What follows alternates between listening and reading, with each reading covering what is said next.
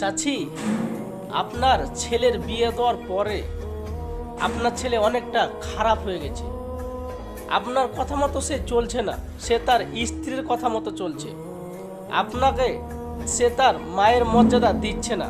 চাচি, এসব কথাগুলো শুনে অনেকটা আমরা কষ্ট পাই।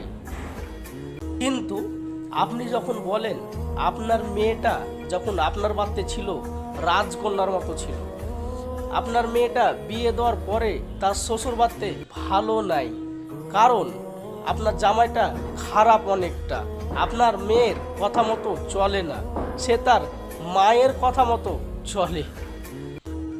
চাচি, আপনি আপনার ছেলেকে নিয়ে যে গল্পটা করেন আমাদের সামনে, সেটা শুনে কষ্ট পেলেও আপনি যে আপনার জামাইকে নিয়ে যে গল্পটা করেন, সেটা শুনে আবার হাসি পায়, কে জানি কিসের জন্য।